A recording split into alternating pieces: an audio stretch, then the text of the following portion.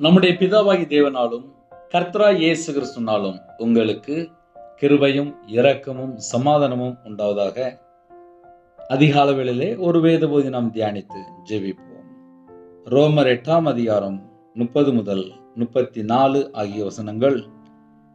எவர்களை முன்குறித்தாரோ அவர்களை அழைத்தும் இருக்கிறார், எவர்களை அழைத்தாரோ அவர்களை நீதிமான்களாக்கியும் இருக்கிறார், எவர்களை நீதிமான்கள் ஆக்கினாரோ அவர்களை மகிமைப்படுத்தியும் இருக்கிறார்.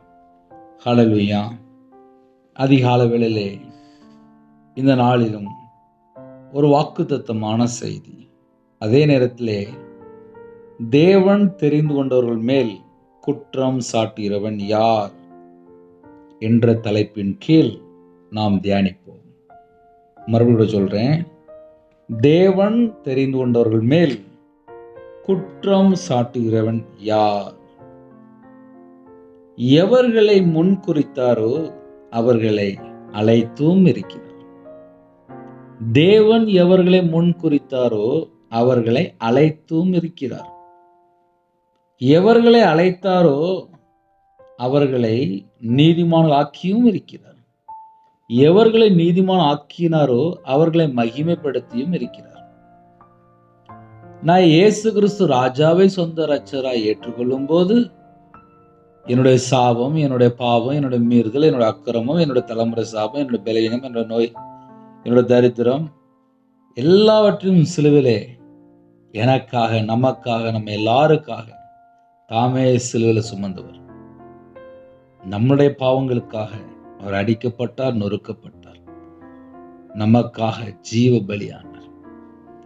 முழு உலகத்தையும் மீட்டெடுக்க தம்முடைய ஜீவனை தந்தார்.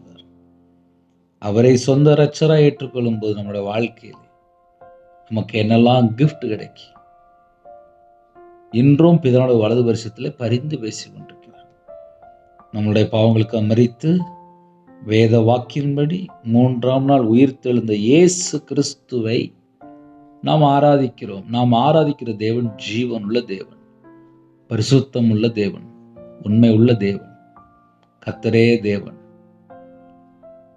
அதிகால வேளையிலே தேவன் எவர்களை தெரிந்து கொண்டாரோ அவர்களை அழைத்தும் இருக்கிறார்.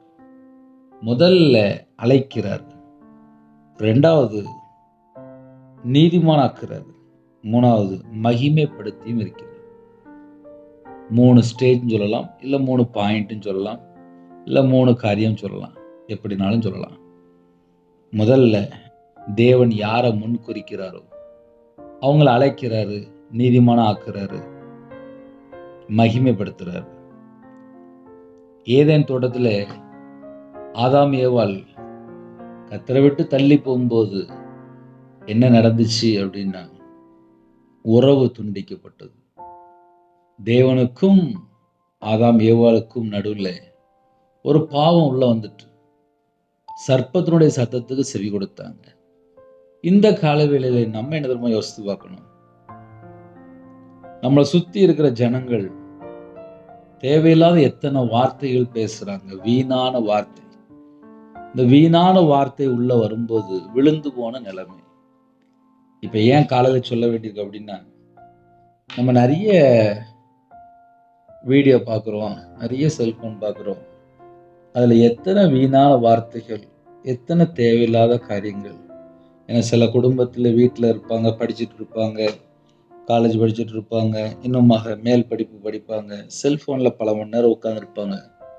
படிப்புக்காக உட்காந்தா படிப்பு ஏறும், தேவையில்லாமல் செல்ஃபோனில் வேறு வெப்சைட்டுக்குள்ளே போகும்போது நேரமும் போயிடும். ஆவிக்குரிய வாழ்க்கையிலே வளர்றதுக்கு பிரயோஜனமா அப்படின்னு சொல்லி கொஞ்சம் யோசித்துக்கணும். எவர்களை முன் குறித்தாரோ, தேவன் எவர்களை முன் குறித்தாரோ, நம்மளை முன் குறிச்சாச்சு அப்படின்னாலே நம்ம குமாரனுடைய சாயலுக்கு ஒப்பா இருப்பதற்கு முன் குறித்திருக்கிறார். நம்ம குமாரனுடைய சாயலுக்குள்ள வரும்போது நம்மளை அழைக்கிறாரு, நம்மளை நீதிமானாக்குறாரு, மகிமைப்படுத்தியும் இருக்கிறார். அப்படின்னா என்னென்ன அர்த்தம் அப்படின்னா, ஏதேன் தோட்டத்தில் எதை இழந்து போயிட்டாங்க? ஆவிக்குரிய வாழ்க்கையில் இருந்தவங்க மாம்சத்துல தள்ளப்பட்டாங்க. ஆவியில் இருந்தவங்க மாம்சத்துல கன்வெர்ட் ஆயிட்டாங்க, ஆசீர்வதிக்கப்பட்டவங்க சாபத்துக்குள்ள வந்துட்டாங்க. தேவனுடைய சத்தத்தை கேட்டு வாழ்ந்துட்டு இருந்தாங்க. சர்ப்பத்துடைய சத்தத்தை கேட்கும்போது விழுந்து போன சூழ்நிலை, விழுந்து போன தாவீதின் கூடாரம் எழுதப்பட்டிருக்கு. இன்னைக்கு ஜனங்கள் ஃபுல்லா விழுந்து போன நிலைமை. ஆனாலும் கர்த்தர் சொல்கிறார், மறுபடியும் தூக்கி நிறுத்துவார். நம்மளை எப்படி தூக்கி நிறுத்துவார் அப்படின்னா, முதல்ல குமாருடைய சாயலுக்குள்ள நம்ம வரோம். 29 வசனத்தில் அழகா எழுதப்பட்டிருக்கு, தம்முடைய குமாரன் அநேக சகோதரருக்குள்ளே முதற் பேரனாய் இருக்கும் பொருட்டு தேவன் எவர்களை முன் அறிந்தாரோ அவர்களை தமது குமாருடைய சாயலுக்கு ஒப்பாயிருப்பதற்கு முன் குறித்திருக்கிறார். நம்ம கிறிஸ்துவுக்குள்ள வரும்போது நம்ம குடும்பங்கள் ஆசீர்வாதம். நம்ம கிறிஸ்துவுக்குள்ள இருக்கும்போது என்னெல்லாம் அதிசயம் நடக்கு அப்படின்னா, நம்மளை நீதிமானா மாற்றி வைத்திருக்கிறார், நம்மளை மகிமைப்படுத்தியும் இருக்கிறார். இந்த கிஃப்ட் ஃபுல்லாவே இயேசு கிறிஸ்துவை சொந்த ரட்சகரா யாரெல்லாம் ஏற்றுக்கொள்றாங்களோ நம்ம எல்லாருக்கும் உரியது. நம்ம என்ன செய்யணும் அப்படின்னா, கிறிஸ்துவுக்குள்ளதான் நம்ம இருக்கிறோமா என்பதை அனுதின வாழ்க்கையில கொஞ்சம் செக் பண்ணி பார்க்கணும். நிறைய வேலையில கர்த்தரை விட்டு தள்ளி போயிடுவாங்க, அதுக்கப்புறம் புலம்பிட்டு இருப்பாங்க. எவ்வளவுதான் காலையில மெசேஜ் கேட்டாலும் பகல்ல சும்மா இருக்கும்போது செல்போன்ல அப்படியே கொஞ்சம் ஏதாவது பார்த்துட்டு கொஞ்ச நேரத்தை வேஸ்ட் பண்ணிட்டு, அப்புறம் நான் ஆவியில இல்லை, ஜெபிக்க முடியல, வேதத்தை தியானிக்க முடியும்னு சொல்லி புலம்பிட்டு இருப்பாங்க. என்ன காரணம் அப்படின்னா, வேதத்தை விட்டு வெளியில வந்துட்டாங்க, ஜெபத்துல இல்ல, தேவனோடு உள்ள உறவு கரெக்டா இல்லை.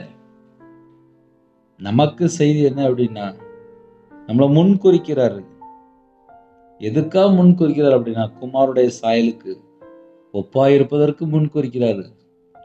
நம்மளை அழைக்கிறாரு, நம்மளை நீதிமானா மாற்றுறாரு, மறுபடியும் மகிமை தாராரு. ஏதேன் தோட்டத்துக்குள்ள இழந்து என்ன தெரியுமா, மகிமை இழந்து போயிட்டாங்க.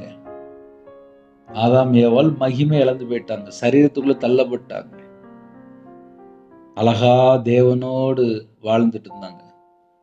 சர்ப்பம் டெய்லி வந்து பேசியிருக்கு, அவ்வளவுதான், விழுந்து போன சூழ்நிலை.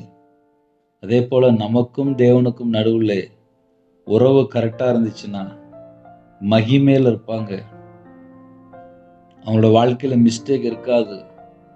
தேவனுடைய பிரசன்னத்துக்குள்ள இருக்கும்போது பயங்கரமான கிஃப்ட் உண்டு. ஆனா தேவனுடைய பிரசன்னத்தை விட்டு வழி விலகும் போது நிறைய கர்த்தரை விட்டு தள்ளி போனாலே ஒரு பக்கம் வந்துகிட்டே இருக்கும், பிரச்சனை வந்துகிட்டே இருக்கும். இன்னைக்கு செய்தி என்னன்னா, ஆசீர்வாதமான செய்தி, வாக்குத்தத்தம் தான். கர்த்தருடைய வார்த்தையை விட்டு மீறும் போதுதான் பிரச்சனை நிறைய வருது. நம்மளை அழைக்கிறாரு, நம்மளை நீதிமானா மாற்றுறாரு, நம்மளை மகிமைப்படுத்தியும் இருக்கிறாரு. அதனால கால வேளையில இணைந்திருக்கிற ஜனம் தேவனுக்கு பிரியமானபடி வாழ்றதுக்கு அர்ப்பணித்தால் பயங்கரமான ஆசீர்வாதம் இருக்கு.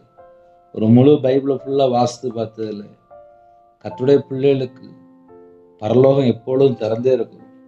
நம்ம ஜெபிக்கும் போது நம்ம ஜெபத்துக்கு பதில் கேட்பார், நம்ம குடும்பத்தை ஆசீர்வதிப்பார், நம்முடைய வம்சத்தை ஆசீர்வதிப்பார், நம்மளுடைய தலைமுறை ஆசீர்வதிப்பார்.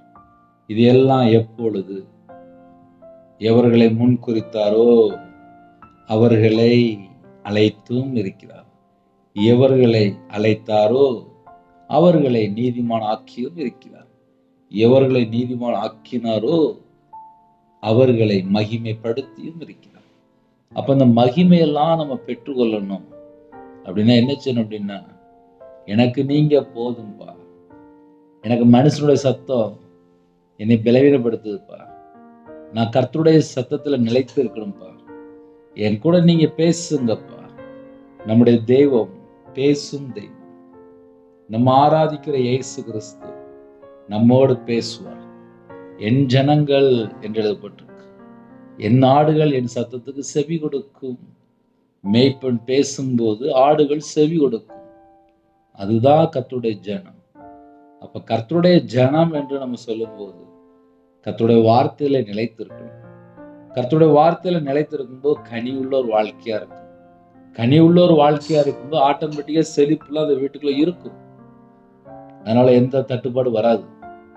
நம்ம காலையில் என்ன யோசித்து பார்க்கணும் அப்படின்னா, என்னுடைய வாழ்க்கையில நான் தேவனுக்கு முன்பாக எப்படி இருக்கிறேன், அதை மட்டும் நம்ம கொஞ்சம் ஆழமா யோசித்து பார்த்தா போதும். நம்மளை நீதிமானா மாற்றி இருக்கிறார், நம்மளை மகிமைப்படுத்தியும் இருக்கிறார், நம்மளை அழைச்சிருக்கிறார், நமக்கு பெஸ்டான கிஃப்ட் உண்டு. ஒருவேளை இன்னைக்கு நிறைய பணம் தேவைப்படலாம், இன்னைக்கு குடும்பத்துல சில காரியங்கள் யோசிச்சுக்கிட்டே இருக்கலாம். ஒருமனப்பட்டு ஜெபிப்போம். குடும்பத்துக்கு என்ன வேணுமோ தேவனுக்கு தெரியும். ஹல்லேலூயா. இருக்கிற இடத்துல அப்படியே கண்களை மூடி நாம் ஜெபம் செய்வோம். கிருபை மகிமை அந்த பரிசுத்தமுள்ள நல்ல பிதாவே, நன்றியோடு துதிக்கிறோம்ப்பா. இந்த நாளைக்கான கிருபைக்காக 1000 மடங்கு உமக்கு நன்றி செலுத்திடும்ப்பா. இந்த நாளிலும் பிறந்த நாள், திருமண நாள் யாரெல்லாம் கொண்டாடுறாங்களோ, கர்த்தருடைய கரம் பிள்ளைகளை தொட்டு ஆசீர்வதிக்கட்டும்பா. சிறு பிள்ளைகள் முதற்கொண்டு முதியோர் வரை எல்லா குடும்பத்தையும் கர்த்தர் பேர் பேராக ஆசீர்வதிங்க. அப்பத்தின் தண்ணீரை ஆசீர்வதிங்க, கையின் கீழில் ஆசீர்வதிங்க.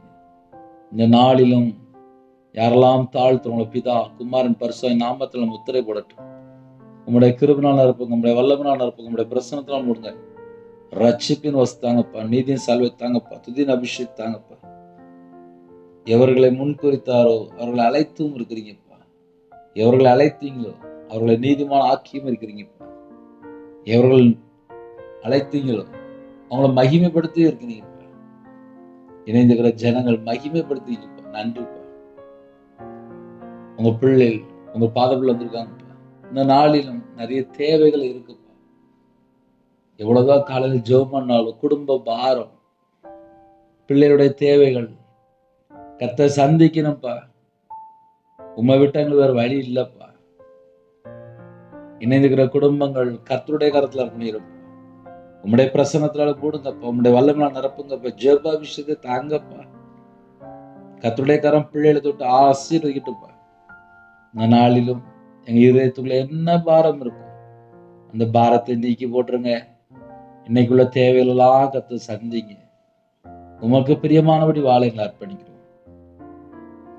ஸ்கூல் ஃபீஸ், காலேஜ் ஃபீஸ், எல்லா காரியத்திலையும் கர்த்தர் கூட இருந்து மனிதனுடைய கண்கள்ல தயவு கிடைக்க கர்த்தர் கிருபை செய்து கர்த்தர் ஆசீர்வதிங்க. பிறந்த நாள், திருமண நாள் யாரெல்லாம் கொண்டாடுறாங்களோ கர்த்தருடைய கரம் பிள்ளைகளை தொட்டு ஆசீர்வதிக்கட்டும். பலிகை பெருகணும்ப்பா, சம்பத்து பெருகணும்ப்பா, ஐஸ்வர்யம் பெருகணும்ப்பா. பெருக்கத்தின் ஆண்டாக கட்டளையிடுங்க, ஆசீர்வதிங்க. கற்பத்தின் ஜுபினாப்பா, கர்த்தர் மனம் இறங்கி ஆசீர்வதிங்க. திருமண தேவைக்கு ஜுபினா கர்த்தரே வாசல் திறந்து விடுங்க.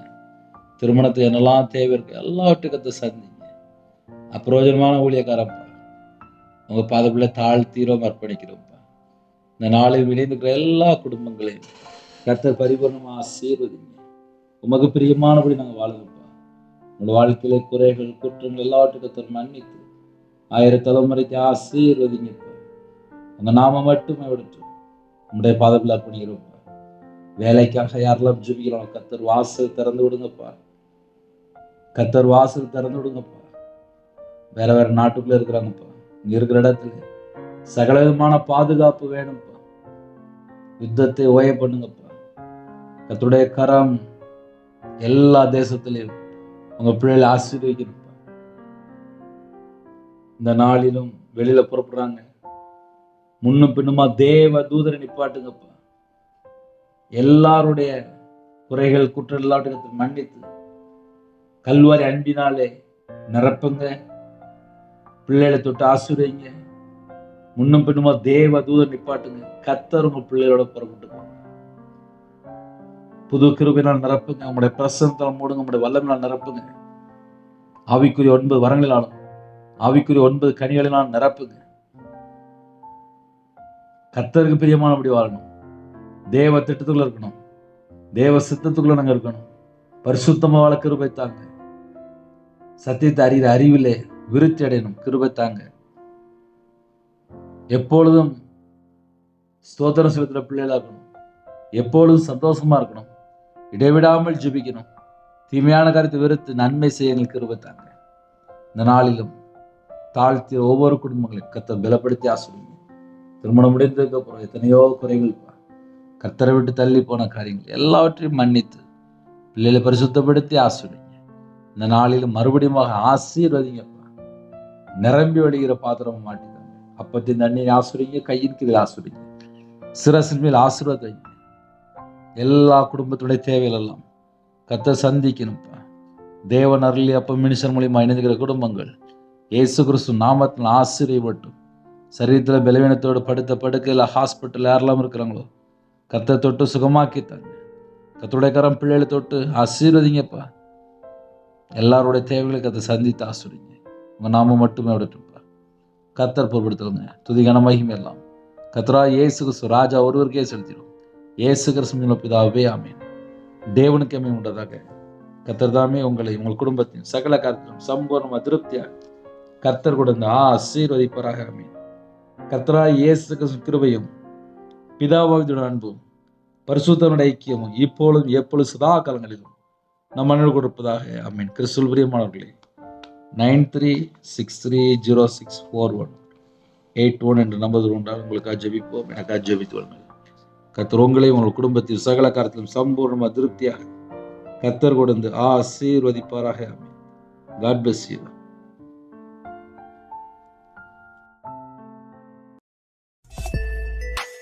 Thanks for watching. Please subscribe our channel. Click the like and share. Click the bell. God bless you.